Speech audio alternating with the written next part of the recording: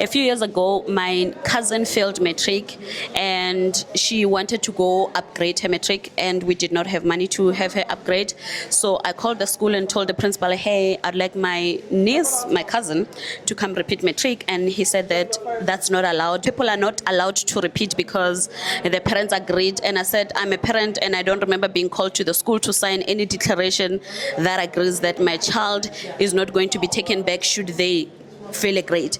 And then he says, okay, and by the way, there's a lot of things that contribute to us not taking back kids. We're overpopulated, the classes are full, we don't have enough material, da da da da da. They want to make sure that the upcoming class, the one that would have come after my cousin, has a fair chance of passing matric without sharing a class with people that would have already failed matric.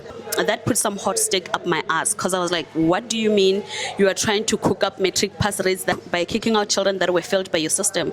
And I told him, by the way, Project Jagorma Matric does not begin on the year that the children are in matric. I'm filming and I've got 15 people looking at me. I tell him, okay, principal, that's none of my business, to be honest with you. The limitations you have with the system you work for, I empathize with you, but there was a way to prepare for my child to not fail matric, and not once were we called to school to say that there's ways in which our child is struggling and this is how we should help him. And we've done our best as a family, and we wished that the school also could have pulled their weight. Long story short, principal, I expect you to give me an answer because my child is coming back to school. I don't know about other parents who have agreed or repeat, but my child is returning to school. And if you don't have capacity to make such a decision, I can guarantee you a very long year of administrative chaos, because I'm going to escalate this. On the Thursday, I called him on Monday. On Thursday, he called me at 8 a.m. in the morning and said, hi, Miss Mokwana, how are you? Cousin